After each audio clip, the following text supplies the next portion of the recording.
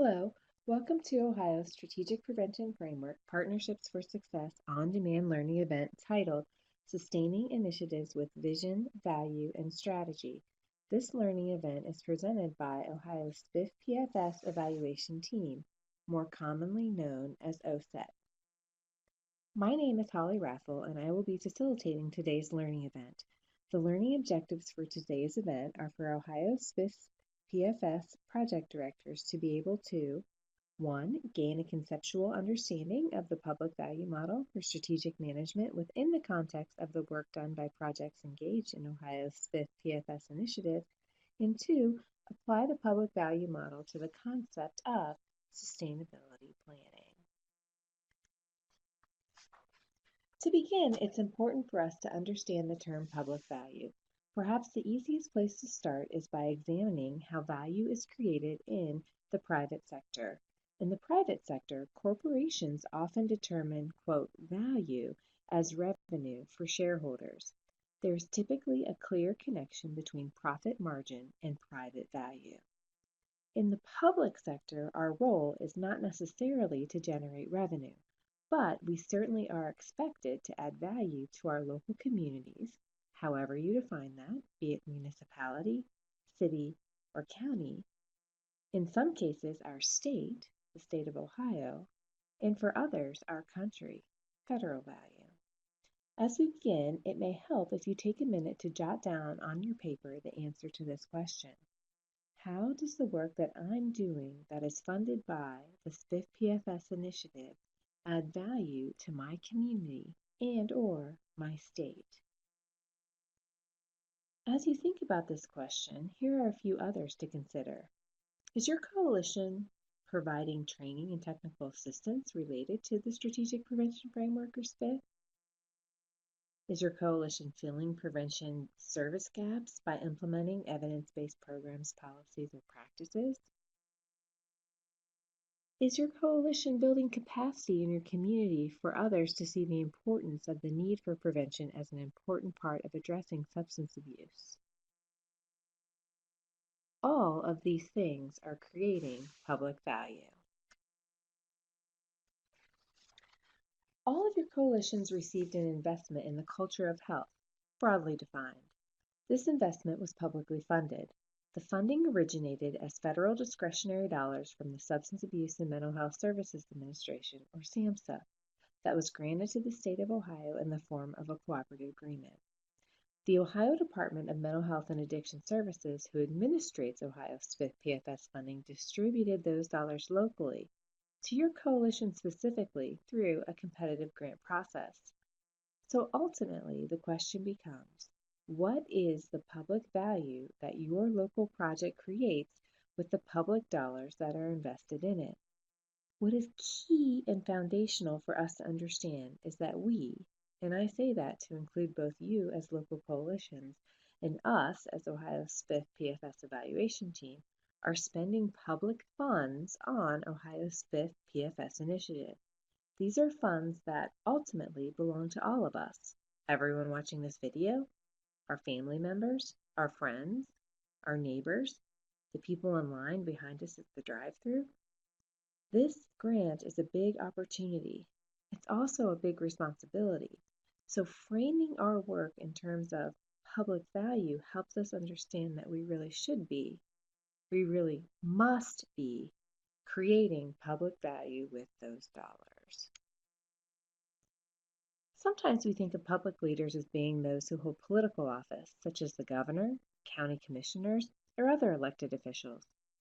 Sometimes we think of public leaders as being those who are administrating public offices, such as school superintendents or executive directors of our county alcohol, drug addiction, and mental health services boards. However, by virtue of leading a coalition with public dollars, you are considered a public leader.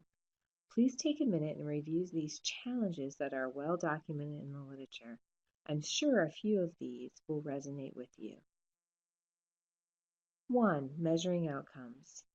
As I stated before, with public funds comes responsibility, and that is our built-in accountability. Awareness, 2.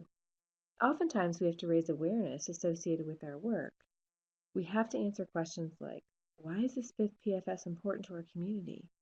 Why do we need to address underage drinking or prescription drug misuse among our young people? Why is it important to select and implement strategies that are grounded in evidence? 3. Competition for scarce resources. While your coalition was given an opportunity with these funds, I imagine there's a laundry list of other things you would like to do that you don't have funds for, and that your coalition is also competing with others in your community and perhaps beyond for funding for those activities. 4. Staffing. It's imperative that we don't ignore the importance of human capital. Our most precious resource is the people we have working alongside of us. 5. Demands from overseers. If you're watching this webinar, your coalition is required to do a sustainability plan. This is just one of the many demands that your coalition has experienced throughout the SPF PFS initiative in terms of grant requirements. In addition to this specific grant, I can imagine that you have many other demands from your overseers. Those are the people who give you the authority to do the good work that you do each and every day in your community. 6. Partnerships are often a key resource. It is likely that your coalition has collaborated with others during the course of this project, especially since Ohio Moss encouraged it in the proposal process. Finally, 7. By virtue of the Strategic Prevention Framework, or SPF, being a community-based process, we know that communities are complex networks. And of course, those networks must be nurtured and managed. These are challenges that you all as coalition directors face and your coalitions face every day. And it's not unique to have these challenges. We see them in the public environment all the time. So why is this idea of public value so important, and how can we use it as we think about sustainability? A good place to start is by learning about Dr. Moore's public value model, sometimes called the strategic triangle. The public value approach grew from what has become known as the Kennedy Project. Dr. Mark Moore from Harvard's Kennedy School of Government described this as a quest to develop a theory to use in teaching executives in the public sector, leadership, and management. A theory which would have been built from the ground up, and a theory that would draw on their experiences. At the core of the project, the aim was to build a strategic management framework for public sector managers like yourselves. Essentially, Dr. Moore invited practitioners to become part of the faculty at the Kennedy School. Harvard had young faculty members who went to serve in government, and the faculty met large numbers of public sector executives and leaders, just like you, through Harvard's executive program classrooms. As the head of the executive program, Dr. Moore spent a long time listening to those actually working in the public sector, and he wrote up what he learned in a book called Creating Public Value. The essence of Dr. Moore's framework is this. If we believe that the task of public sector is to create public value, then the central symbol of the approach to leading and manage in the public sector is the strategic triangle. This triangle posits that any strategy carried out by public sector organization must meet three broad tests. The strategy must, 1, be aimed at creating something substantively valuable. That is, it must constitute public value. 2, it has to be legitimate and politically sustainable. That is, it must attract sufficient ongoing support and concomitant resources from the authorizing environment. That is, the political and other stakeholders taken as a whole, with due recognition of their differential power. And 3, the strategy must be operationally and administratively feasible. And that is, it must be doable with the available organizational and external capabilities needed to produce it. I think it might be helpful if we break down the components of the triangle over the next few slides. First, let's continue our exploration of public value. This is, in essence, what your project does and why it's important to your community. How does this particular project increase the value that your organization creates? This project isn't done in isolation, hopefully. I'm guessing that you sought this funding opportunity as a way to increase the value that your agency or organization or coalition already delivers to the public. You had an operating strategy when you applied for the funding. We have to be aimed at creating something that is substantively valuable. The question becomes, who must that be valuable to? Typically, it's overseers, clients, and beneficiaries, although not necessarily in that order. Next, we must look at the authorizing environment, those who grant us the authority to do the good work that we are doing in our community. Any successful project or initiative must attract sufficient support and resources from its authorizing environment. How many times have we heard people lamenting, we were doing this for a while, it was funded, and then it went away. Or we had the staff person, and then we lost the funding, and then he or she went away. Did your organization or coalition let those ideas or projects or people, quote, go away because they weren't valuable? Or was there something in the environment that didn't make that strategy feasible? There are all kinds of organizations, coalitions, people, agencies, etc., who grant us the authority to do good work in our communities. We have to constantly think about them when we make strategy. Our coalitions do not operate in a vacuum. Finally, we have to consider operational capacity. Our strategies must be operationally and administratively feasible. As Mark Moore says, they have to be doable. Oftentimes, we produce value in three ways, and we don't always do it alone. Of course, the first is to make it ourselves. We develop value by developing our internal capacity. Many of your coalitions have developed internal capacity to engage in the Strategic Prevention Framework, or SPF. You've also developed capacity to select and implement an evidence-based strategy. Sometimes we don't have the internal capacity to do what we need to do, so we have to buy it or contract for it. We have to utilize external assets. Again, many of our SPF PFS initiatives contracted for media services. They knew they didn't have the capacity to completely do a media campaign on their own, so they contracted for those services from an outside entity. That's how they spent their SPF PFS money. However, in order to get a media campaign or any other strategy off the ground, oftentimes we need to have a lot of support in the community. So sometimes when we're not making our capacity or buying our capacity, the third choice is bartering for it. We build partnerships. And that's what a coalition is founded on.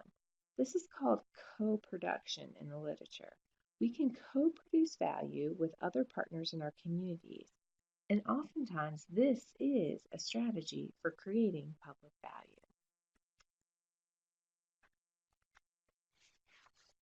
Put together, the strategic triangle public value model is a representation of strategy development and implementation in the public sector. It's a useful framework for working in complex realities. Crafting and implementing a strategy requires the manager to seek to maximize the degree of alignment among these three elements. Each of them, public value, authorizing environment, and operational capacity, is strategically important, and we have to think about them no matter what strategy it is we're implementing. Of course, they're rarely in alignment in their natural state, and as public managers, we must strive constantly to fashion workable trade-offs among them. As a manager, we must be mindful of our practices to juggle or balance the triangle in our day-to-day operations. Because the corners of these are circles, and I'm a visual person, I just imagine these circles as growing or shrinking depending on how much time and effort I need to put into thinking strategically about each and every one of them. I find that it's good to have a name or catchbox for the issues that I'm dealing with. This helps me find our headset as I move forward in addressing the issues that are presented. Hopefully this will be helpful for you.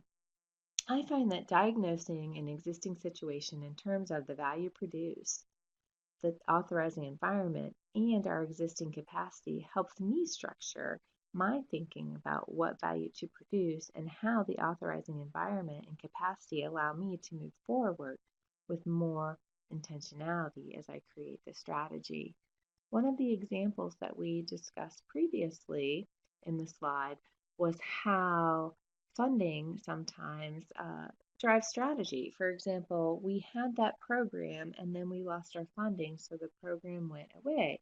And the question I asked, did that program go away because there wasn't enough funding, or because it wasn't valuable, or because we weren't able to, we didn't have the capacity to move forward with it?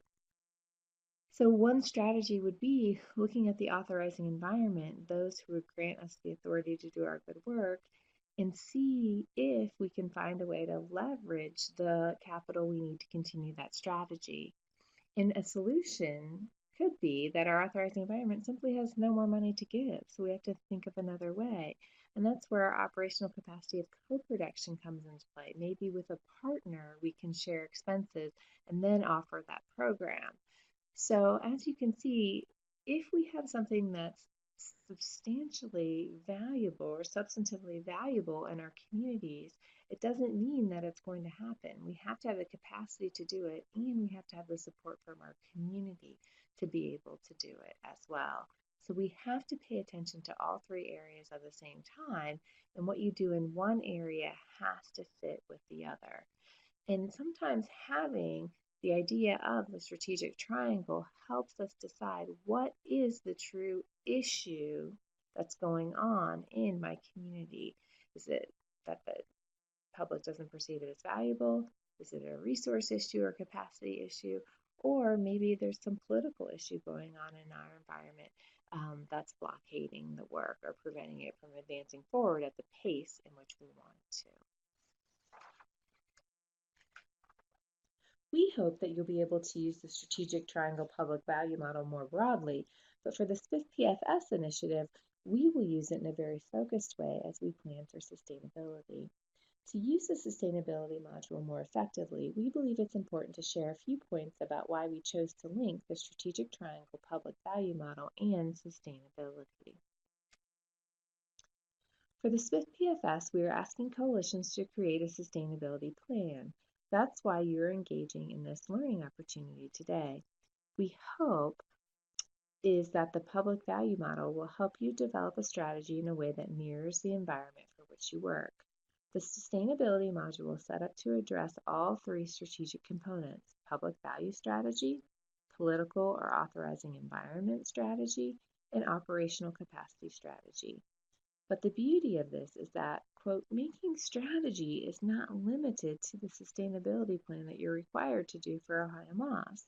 We hope that this training is also an investment because we're being paid with the same public values to do our work in you and your coalition as you make strategy in other areas of your agency or coalition. We believe that the strategic triangle public value model is an effective and efficient way to think about sustainability.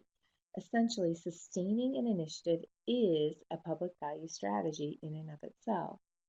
Through his model, Dr. Moore encourages us to seek, to identify, and to press for the most valuable purposes of our work, drawing on a value-seeking imagination. Dr. Moore believes that it is us, those who are managing the work and are closest to the work, that are both obligated and uniquely able to lead and plan based on the triangle. He believes that our leadership uniquely positions us to create and sustain value because we have knowledge and expertise about each of the three factors in the triangle: the authorizing environment, operational capacity, and public value we hope to create. That's pretty powerful. Through the sustainability module, you will examine the value of your SPF PFS initiative in terms of the task environment, which are outputs and outcomes associated with the value you're creating, the authorizing environment, which are the stakeholders in the community at large. Oftentimes, the community is your largest stakeholder in public sector work. And finally, operational capacity, the assets, whether you're making, buying, or bartering them. to get the operational improvements that you need to sustain your work. I'd like to conclude our learning opportunity today with a quote from John Cotter. Dr. Cotter is a leadership and change guru, and he's also from Harvard. He's an electrical engineer. He's an expert in management, and he's also an expert in business administration. Leadership is the key to sustainability. As you choose your sustainability team and as you lead your community sustainability efforts, be sure to invite those to the table who are committed to establishing the future and for setting the strategy to get there. The sustainability module that your coalition is about to embark on is more than a project requirement to check off the to-do list. We believe it can be a guiding document for your coalition as it prepares for life without SPF PFS funding. I would be remiss if I did not acknowledge the many people who've contributed to the development of the SPF PFS sustainability module. We've been using it in Ohio's communities for close to 10 years now across multiple projects, and it really has taken a village of practitioners, administrators, and researchers to get this module to where it is today. And finally, thanks to all of you for engaging in Ohio's Strategic Prevention Framework Partnerships for Success initiative. The work you are doing is hard, important work, and we are grateful. On behalf of Ohio's SPF PFS evaluation team and Ohio's Coaching and Mentoring Network, we look forward to working with you as your coalition completes the sustainability module.